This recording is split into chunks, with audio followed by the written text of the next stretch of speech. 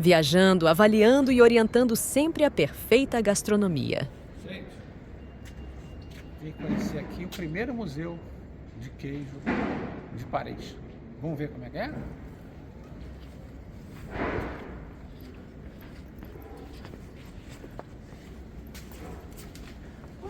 Bonjour.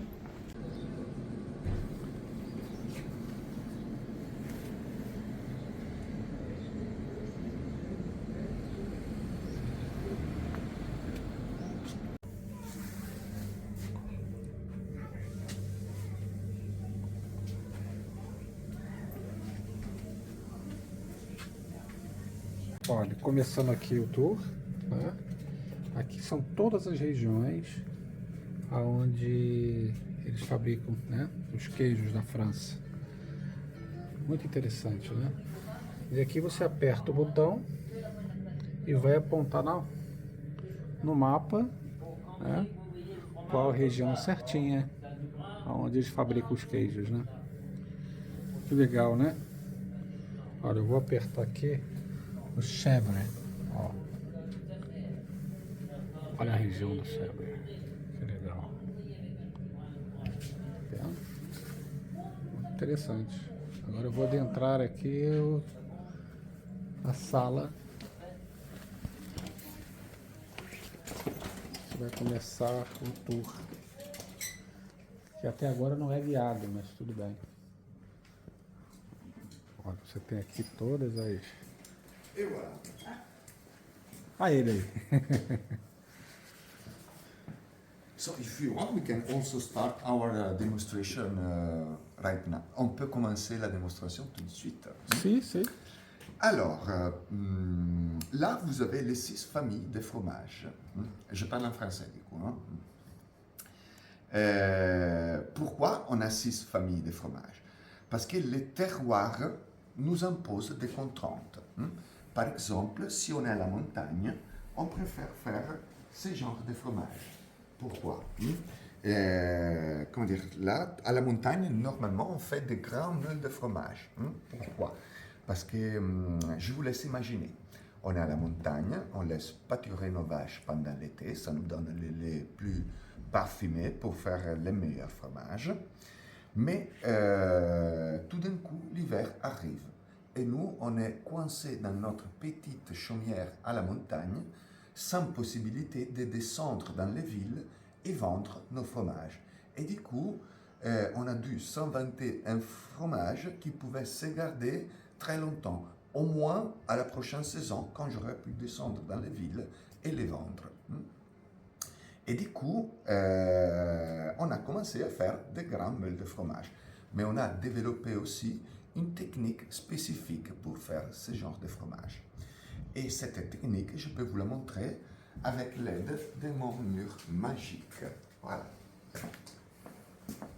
Voilà. Et du coup, on va prendre une pâte pressée cuite. C'est ça le nom de cette famille de fromages.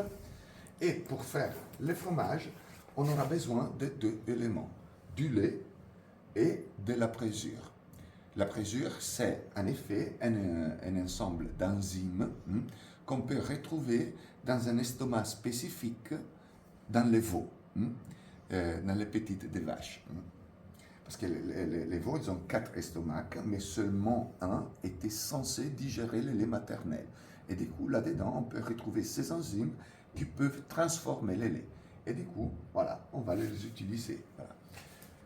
Quelques heures après, notre lait, il est devenu écaillé, il est devenu solide. Mais la taille, en effet, c'est pas celle-là, mais c'est plutôt celle-là. Et du coup, là, on peut mettre 500 litres de lait juste pour faire un seul fromage. Et une fois que, comment dire, notre lait il est devenu écaillé, c'est comme un peu, comment dire, une éponge blindée d'eau. Pour faire un fromage à pâte pressée cuite, j'aurais besoin d'enlever toute l'eau. Et du coup, pour faire ça, je vais trancher. Parce que c'est comme une éponge. À chaque fois que je coupe, je vois de l'eau sortir. Et du coup, je vais utiliser un tranche caillé comme celui-là. Je ferai des tranches parallèles comme ça. Et après, je commence à remuer. Et en remuant, je vais réduire mon cahier en bouts très petites, la taille d'un grain de riz. Comme ça, je serai sûr d'avoir enlevé toute l'eau. Et après, du coup, on va trancher notre cahier. Voilà. Hop là. Et après, on va cuire. On va cuire notre cahier. Mais en effet, comment dire, ça suffit de le réchauffer. De cette façon, on va perdre encore un peu d'eau.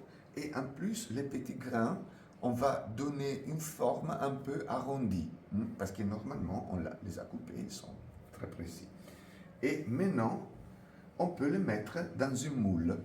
Mais évidemment, je ne peux pas faire comme ça. Je ne peux pas soulever 500 litres de lait. Et du coup, je vais utiliser la toile à fromage. Je vais mettre comme ça. Voilà. On fera ce boulot avec 2 personnes. Voilà. Je vais faire glisser la toile en dessous de la partie solide et après je vais récupérer la partie solide, voilà, du fromage. Avec ça, je vais la mettre dans une moule comme celle-là, voilà. Et après, je peux presser mon fromage, voilà. Je vais presser mon fromage, comme ça je vais faire sortir encore un tout petit peu d'eau et je vais donner une belle forme au fromage. Forme, formage, fromage. Voilà, c'est ça. Fromage. Exactement. Regardez là. Fromage. Mais pour la langue française, c'était plus facile à prononcer si on retourne deux lettres. Et du coup, on obtient fromage. Et maintenant, on peut les démouler. Voilà. Maintenant, on peut les saler. Voilà. On va les saler. On sale toujours les fromages à la fin du processus. Voilà. Et après, pour le fait que ce sont des fromages qui vieillissent très longtemps, une fois par semaine ou plusieurs fois, ils peuvent développer, comment dire, de la moisissure. Et là, nous, on devra frotter le fromage d'un côté, on retourne le fromage et on le frotte de l'autre côté aussi. Voilà. Et maintenant, on pourra le mettre dans la cave d'affinage. 12 degrés, mais avec 95% d'humidité. L'humidité, c'est très important pour faire un fromage parce que ça nous permet de ralentir le processus de séchage. Si on mettait un fromage dans une chambre sans humidité, il va former tout de suite la croûte. Et une fois que la croûte est formée, au cœur, il ne sera jamais prêt. Il sera toujours frais. Mais si avec l'humidité comme ça, il va sécher tout doucement, tout doucement, tout doucement. Voilà. Et par exemple, déjà, si on ne cuit pas les cahiers, on obtient un fromage un peu plus tendre. Voilà. Et là, celui-là, je le peux presser. Le fromage à pâte pressée cuite, comme celui-là, voilà, je ne peux pas le presser plus que ça parce que c'est très dur. On a enlevé toute l'eau et du coup, ça nous restait une pâte très dense et très, comment dire, très fort et très compacte. Mais si on était dans le plan, voilà, là, on préfère faire des petits fromages. Pourquoi? Parce que là, comment dire, on n'a pas les montagnes et du coup, on peut vendre nos fromages l'été comme l'hiver sans problème. Et alors, le problème sera d'obtenir un fromage qui soit prêt au plus vite. Et du coup, pour faire ce genre de fromage, on va garder l'eau dans le fromage. Comme ça va me donner une pâte molle, crémeuse. Et on a pâte molle à croûte fleurie ou pâte molle à croûte lavée. Voilà. Et du coup, celui-là, par exemple, vous voyez cette belle mousse blanche qu'on a sur le fromage.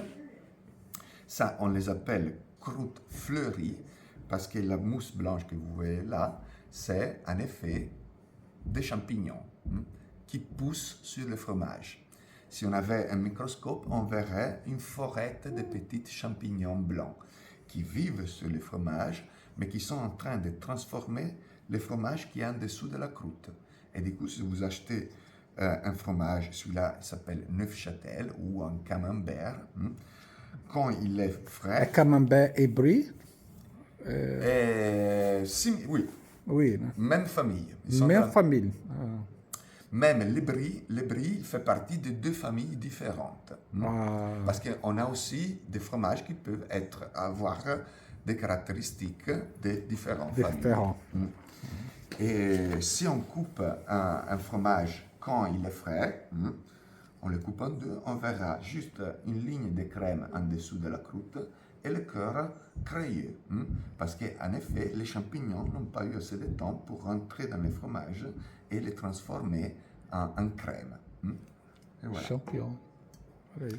Mais quand on a inventé ce genre de fromage, quelqu'un pensait qu'ils étaient dangereux pour la santé, pour les champignons. Et du coup, qu'est-ce qu'ils faisaient? Ils les lavaient. Ils les lavaient avec ce que c'était considéré quelque chose de sanitisant, mais qu'en effet, il n'était pas. Et c'était de la saumure, de l'eau salée. On lave le fromage avec l'eau salée, on enlève les champignons, mais en même temps, on est en train de préparer, comment dire, l'environnement parfait pour une bactérie qui s'appelle Brevibacterium linens, ou le ferment du rouge.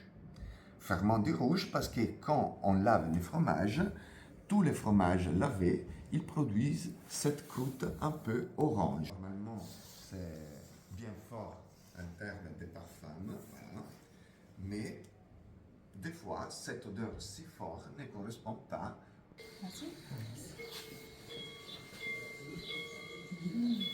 And for you.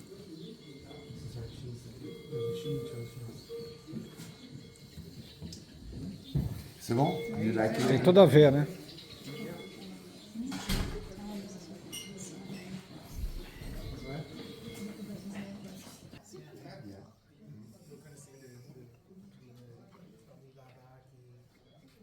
Nossa, sentindo o gosto da ovelha. Nossa, que delícia.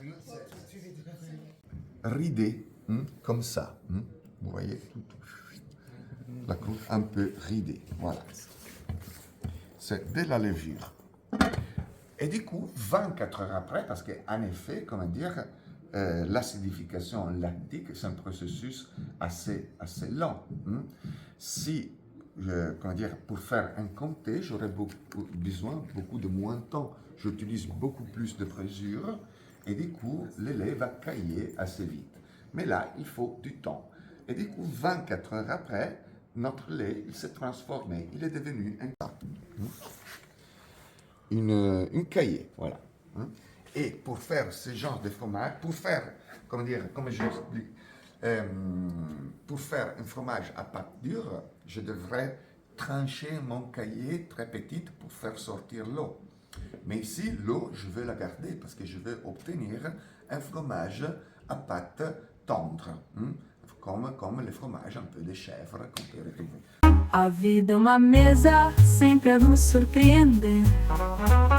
Com a gastronomia nunca vamos esquecer.